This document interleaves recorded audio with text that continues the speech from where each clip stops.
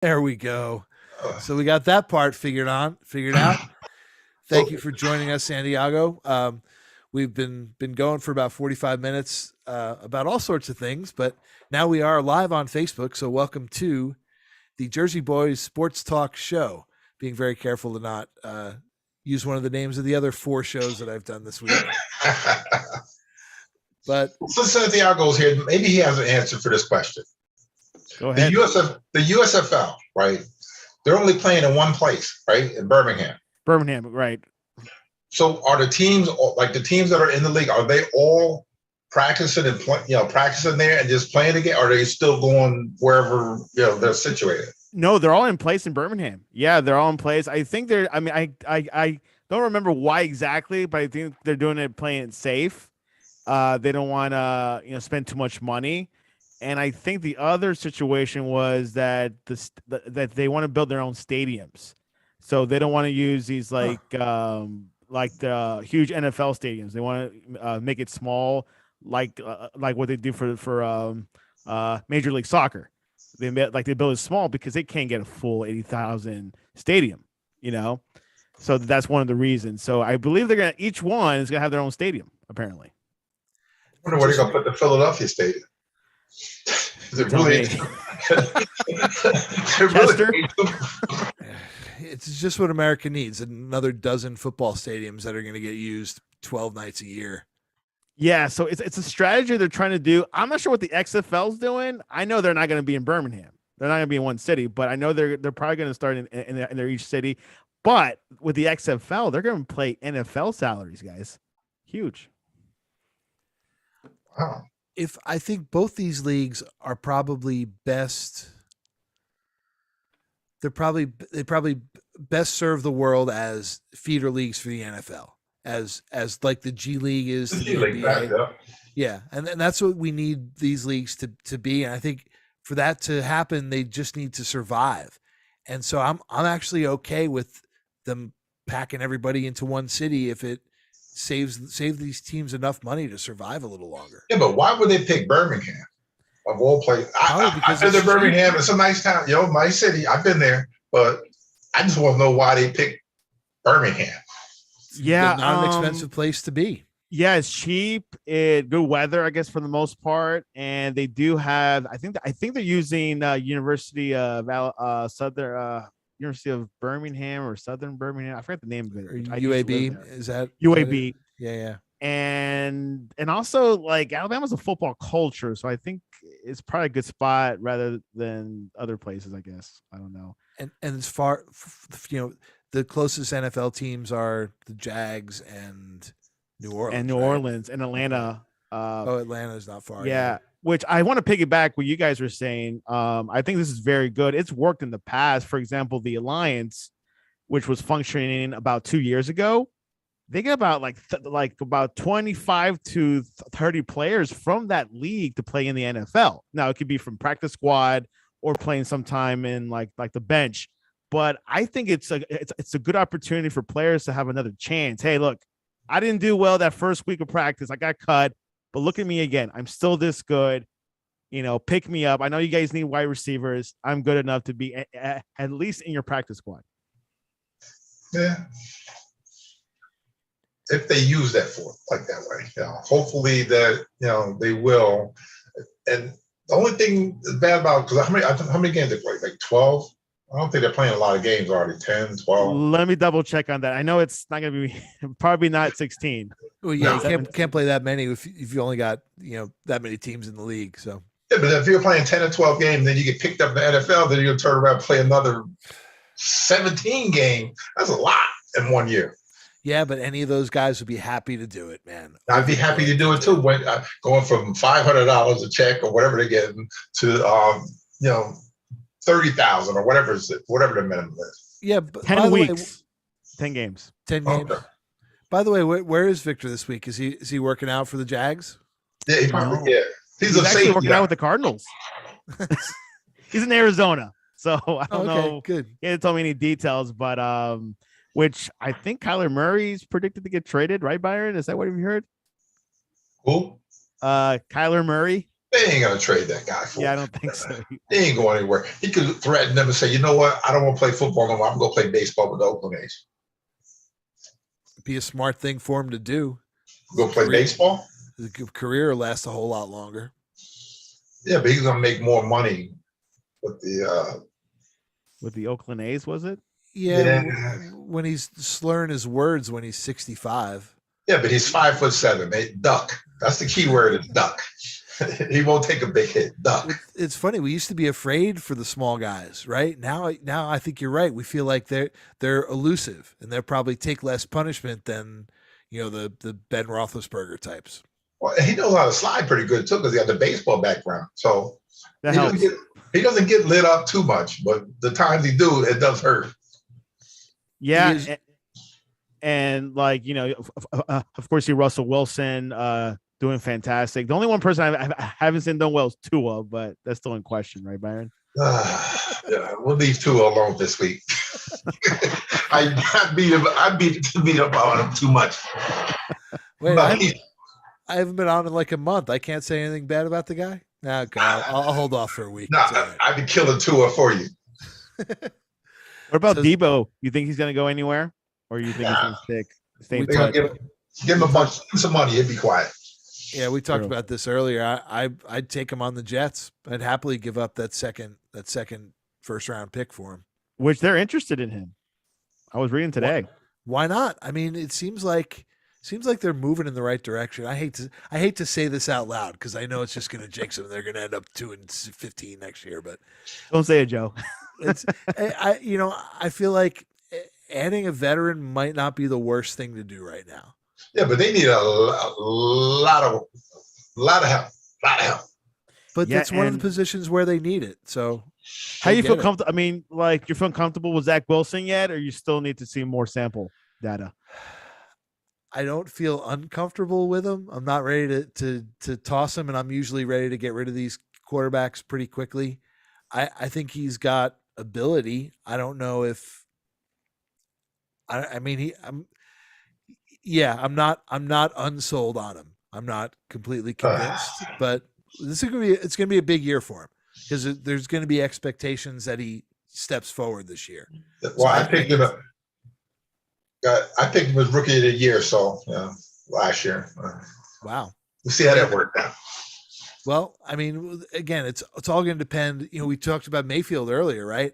Yep. He had a great rookie year, and then second year not so much. So, we'll see what happens. Or was it his third year that was not so much? I lose. It all gets blurred after a while. Which he didn't show up to practice this week. The Browns. Why should he? He's got the other guy is taking first team reps and he traded half the team for him. Yeah, he'll sort of be sitting there with the ball, tossing the ball by himself and playing catch with the ball guys and this and the water boy and everything. He ain't got nothing to do. Do you think they'll trade him, or do you think he'll stay put for the rest of the season? He's still hurt. I think he has surgery on his shoulder or something. Right. Yeah. And so who's going to trade for him now? I forgot about that minor detail. And even you set aside the injury just based on his performance. What are you going to get for him? I keep telling you, a ham sandwich. A ham sandwich is a Kool-Aid. I keep telling you, send me the ham sandwich. I'd take it. Well, there's two places, either Seattle or Carolina. Ugh, poor Seattle, man. They went from having one of the top 5 to having nothing. They'll be all right. Yeah, but they didn't do anything for the past couple of years for Russell Wilson. They just didn't provide the resources for him to stay. Running for his life. Yeah. Except I know yes, he had those 2 wide receivers, but he needed more than that, Offensive line. Yeah, that helps. So you don't think he makes that team a contender? What Denver? Yeah. No. Whether 2 or 3 for AFC West. I'm going to throw it out there again. He's the 3rd best quarterback in that conference, the division. Don't let John hear you say that. I'm going to keep saying it. Patrick Mahomes, Justin Herbert, Russell Wilson, and then the other guy, Derek Carr. I mean, that's not a bad third place though. I'm okay having the 3rd best quarterback in that division if it's Russell Wilson. You could say he's the third best, but he's still up here. He's what's he, the sixth best quarterback in the league? He's won one Super Bowl, should have won two. We'll blame that on who, Carroll. But he should have won more. He should have the two, but he's still third best guy in the conference though. But in the league, right? He's top 10. Top 10. So I don't. There's room, and the NFL is like the NBA now with the playoffs. Half the freaking league makes the playoffs. So I'm not. Yeah, but the only difference is in the NFL, you can't sit out games for load management. No, but 3 teams from one division can make the playoffs, and 3 teams from that division have made the playoffs, and will continue to. I think as long as those 3 guys are in that division. So that means there's hope for Daniel Jones now. Daniel. That is a world-class stretch there, Coach Jones. I keep telling you, Daniel Jones is going to be a star this year. I told Victor he's going to be a star. He's going to be off the map. They should have got Trubisky, man. I would have went hard for him. Nah, they probably tried, but Daniel Jones. I keep telling everybody's doubting this guy. He's gonna have the weapons. They're gonna fix the offensive line. Saquon is gonna ball out, and Daniel's gonna be a star. You guys talking about Daniel Jones and Mitch Trubisky. Daniel Jones, number 8. You just make me feel really good about Zach Wilson. So keep talking. That's Daniel Jones is gonna be a star. Well, I think he has one more season to prove it, right? I think this is it for him. Yeah, this is it for him. Yeah, I would have chucked him after last year. I think it's not his fault. It's not his fault. But it won't be his fault. I mean, they're going to have to do a hell of a job putting together a decent line for him this year. I don't think enough is going to change this year that's going to tell you anything that you don't already know about the guy, right? Hey, we finally got some chat people on. All right. Daniel Jones is going to be a star, man. I'm going to stick with that to the bitter end. He's going to be a football player. Justin Riley says. We got to throw that out there again, the football player thing. Justin Riley says Mayfield had a torn labrum, and he also said that Saquon Barkley should be sponsored by Band-Aid, which is wow. Ooh, that hurts. That could be true. I love that pick when they made it, and I still love Saquon Barkley, but that hurt him. That hurt him a lot. The number of games he's missed has hurt them. They would have been better off taking Quentin Nelson, who they should have taken, the lineman from New Jersey, and they'd have been fine. But what's his name? Swung for the fence. He's going to be wearing gold jacket. Yeah, we see how that worked out. Santiago, who do you like for the Giants with those 2 picks? Oh, for the NFL draft, I'm going to go with what Byron's been saying, an offensive tackle. What number? They're picking in the teens, right? It was like 17. No, they're 5 and 7. 5 and 7. Oh, 5 and 7. Crap. To be honest, I have not looked into it really deep, but I know the offensive tackle will be one of them. Was a receiver in your mock draft, Byron? No, either edge rusher, probably like Trayvon Walker if he drops that low, which he's not, or Jermaine, the kid from Florida State is another one, or maybe a receiver. I think if the Jets pass on Thibodeau, he could be there at 7. Yeah, and him too. Yeah, there you go. Which I've said. And this is why Victor wanted me to come on, was to defend my take that he is the next Lawrence Taylor. And man, I said it on the show. I said it on the show. The guy is. Justin says they better have nothing but offensive linemen on their board for those 2 picks. Would not be the worst thing if they took a tackle and then traded back and got a guard, in the middle of the first round. But yeah, no, I think Thibodeau is a generational talent and worth whatever personality risk you think. Did you say generational? Generational. Oh, jeez. Oh, you're killing me now. I also said Reggie Bush was the next Gale Sayers, so still eating my shoes on that one. You're still waiting for So Byron had he got number 5 Giants getting Evan O'Neal, offensive tackle, which is what I said, and then a cornerback, Ahmad Gardner from Cincinnati. Trade with Bears if the trade happens, right? Yep. So I think the Giants are a team that could use anything. I'm going to take the best player available. I'm going to take whoever's highest on my board when those picks come my way. If I'm the Giants, there isn't a player on that roster I wouldn't trade for a 4th pick tomorrow. You're killing me, man. We're Except not Kadarius Toney. We're not the Jets, man. We ain't that bad. Jets got more talent than the Giants do. I would not trade the Jets roster for the Giants roster right now. No way. Or the coaching staff. That might be the first time in my life I've been able to say that. So let me say it. Ty Turner, our other contributor, he has Thibodeau. He also picked Thibodeau for the Giants and been picked with the trade with Chicago. So why not, right? If he's still around, I mean, if he falls past 2, it's the dumbest thing that ever happened. But I understand NFL teams are really conservative, and Hutchinson is the thing about Hutchinson is he's got a really high floor, right? Like, that guy's going to step in and be able to be effective next year rushing the passer. Yeah, but when he played against a real offensive lineman in the playoff, he got blocked up all game long. But he was playing against one of the best offensive linemen in the country. So, what do you think he's going to be playing against every week in the NFL? And he'll get better too. Like there's technique, there's coaching, there's things that'll bring out. I know everybody loves Harbaugh, but I don't feel like that as a coaching staff they get the most out of their players. I feel like the players come out of there and are better in the NFL than they were at Michigan. I might be crazy. I've been called worse, but I feel like there are a lot of players that don't meet their full potential in that program. Yeah, but it's not the only program in the country that's like that. Yeah, but if you got like Hutchinson, right? He came back for his senior year because he was hurt his junior year.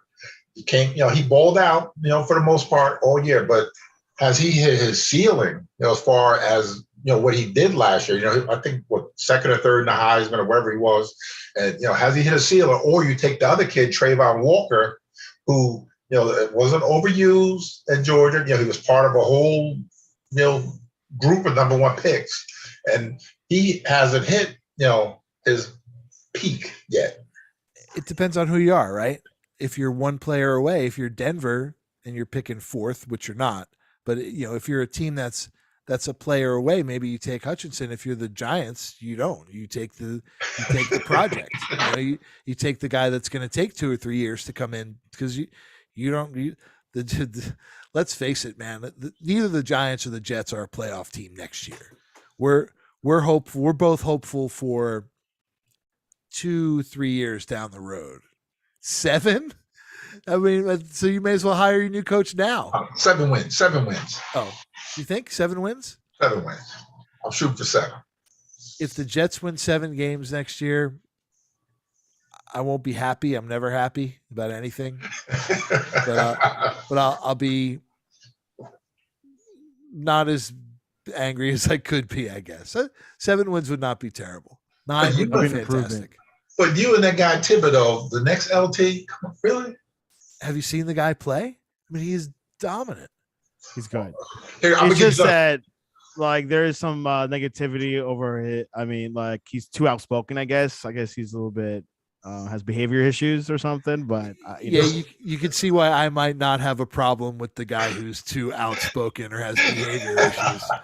And they had the same issue, which I think Byron brought it up about last week or 2 weeks ago, that the Giants didn't pick Micah Parsons because he was too outspoken. But now, which the Cowboys selected him, and he hasn't been that, trouble as much as we thought he would. He's been great. Yeah. But I think you're right. There's a risk to that kind of player. And we'll see. I think Joe Judge ran the kind of team that would not have been able to accept that player and get something out of him. I think, Byron, I hope you're right about about Dayball. I hope he's a different kind of coach, and I hope that he can integrate more different personalities into his team. I mean, that's the best thing for the team. And this, this that all started from the top with Mara. Mara, the owner of the team now. The figure. His father was, the original, grandfather, and all this other stuff. And they just had it where we want a certain kind of player, we have a certain kind of thing, we want to do this. But then you had Lawrence Taylor. Dude, he was known in law enforcement circle as far as some of the things that he used to do that never got out in public because they didn't have, what did they have? Didn't have social media. If they had social media the way they have it now, he probably would have lasted about 2 years in the NFL. But they didn't. Make a good point. Yeah. He would not have made it with the social media down. How long would you have lasted in the NFL, Byron? I was a good guy. Yeah, I don't think he would use social media back then. We didn't have social media back then. We was happy to have. Come on, man. Where is it? Yeah. I'm still living with a flip phone.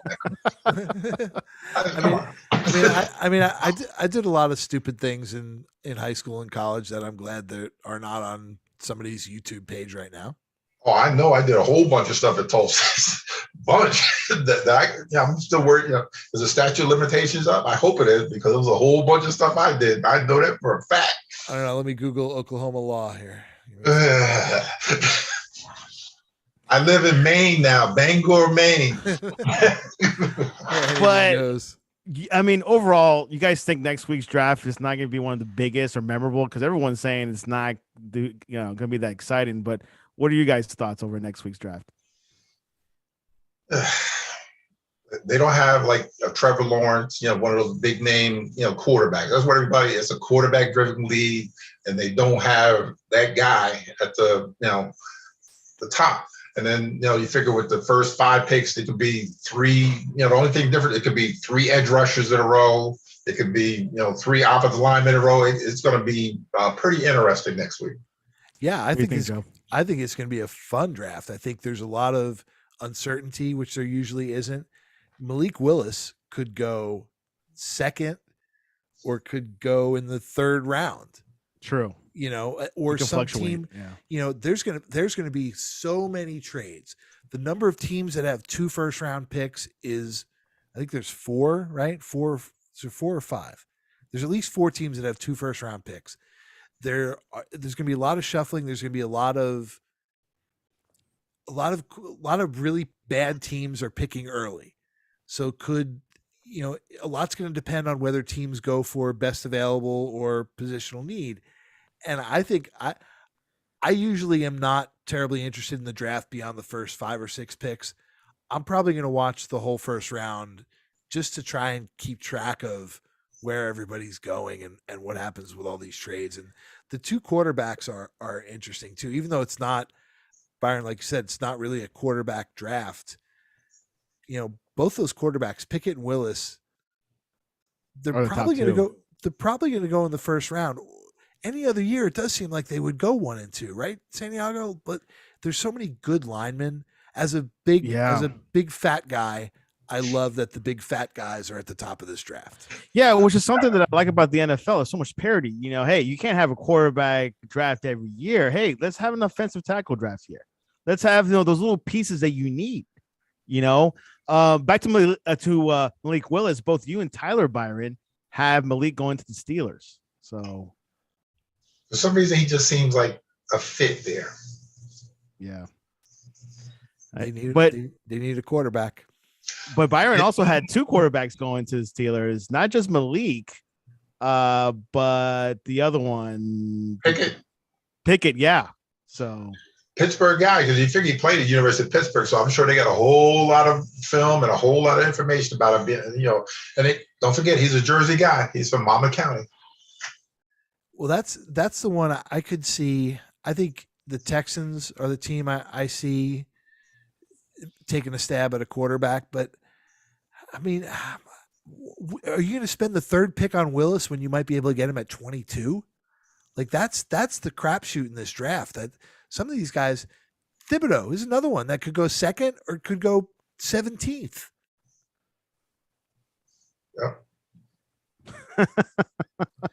Yeah. I'm not a gambling man, and I would even be even less so with regards to this draft. Yeah, and my Dolphins are not in the first round, so not much to see there for me. It's a bad draft to be missing the first round. I mean, you know, they got 35 first round picks next year. I mean, yeah, exactly. And who is the big prize next year?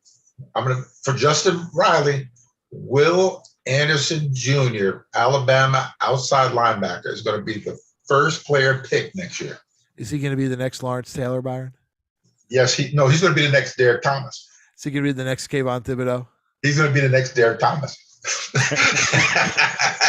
Not KT. That's a pretty. I mean, if I'm drafting and someone tells me that this guy's going to be Derek Thomas, I'd take him. I take him with number 1 pick. That's for Justin Riley. He's going to be the guy next year. You heard it here first. Write it down. See, I know if Victor was here, he'd be putting this in a spreadsheet right now. Yeah, he would back every week. I hope you're watching, Vic. I hope you got this written down. Which, by the way, announcement: we're having a NFL mock draft big show next week. I'll hopefully have Byron next Wednesday, and we'll have some guests, and we'll be going through the whole draft predictions and discussion, and see who goes where and what's going to happen. So, looking forward to it. And then next Thursday, which I think Joe's coming, we're going to have a big NFL draft party. Victor and I will be at this restaurant, and we'll be just going each pick of each team. So I just want to let you guys know. Victor's too busy worried about eating the food and appetizer and whatever else he does. And try not to say that's better than like the New Jersey Italian food, which you can't say that out loud. I didn't know about this. So you guys flying me to Miami? We don't have the budget for that, but if you want to come, you're more than welcome. You see, I'm going to send the Sleon Sports private plane for me. No, I can't do that. Like the coach of the Dolphins, he was flown from San Francisco to Miami. So nice Santiago, do you want to do all the sign off stuff since you're probably much more smooth? Yeah, absolutely. Let's go to the Gary Sinise, Byron. I think you have the script memorized by now. I'm memorizing. I'm old. Freedom, security are precious gifts that we as Americans should never take for granted. We must do all we can to extend our hand at times of need to those who willingly sacrifice each day to provide the freedom and security. While we can never do enough to show gratitude to our nation's defenders, we can always do a little more. Gary Sinise, the Gary Sinise Foundation. Dig deep and give. Yeah, very good foundation. I saw him on TV the other day, and very good pick. Hey, let's go into our contact. Joe, what is the best way to reach you? And how about that Saturday morning show I hear about? Yeah, so you can listen to my other show. It's called the Sports Plus Show. We air every Saturday morning, 11 o'clock at valleyfreeradio.org. Yeah, it's a nonprofit. Or you can go to the sportsplusshow.com and see all our podcast links there. We've been doing that for a couple of years. My co-host and I have a really good time. We talk about all sorts of things. Sometimes not necessarily sports related, but usually starting there somewhere. So please check that out.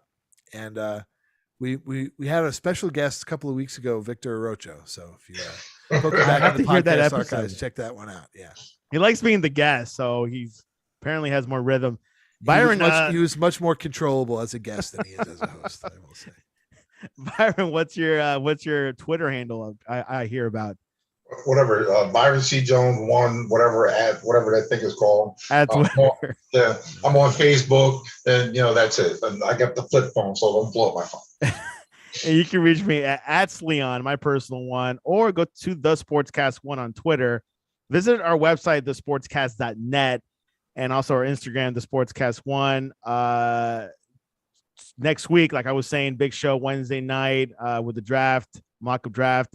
And then on Thursday, Jersey Boys live from two Toscanos. And then afterwards, the after party around 10 p.m., Aaron Bernstein and Ray are going to host the post.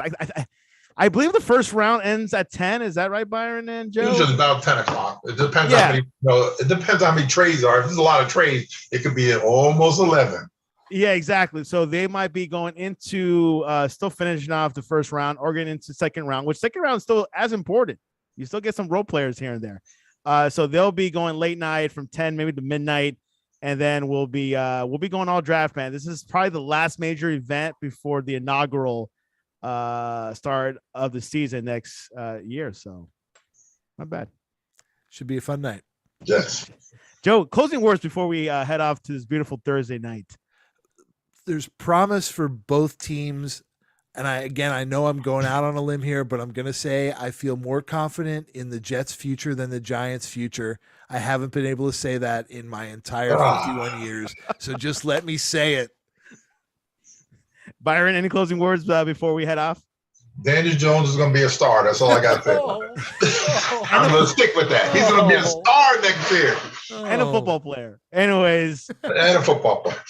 This is the Jersey Boys. We'll be back next week. The action happens next week. And watch some NBA playoffs tonight. We'll see what Memphis does. Have a good night. And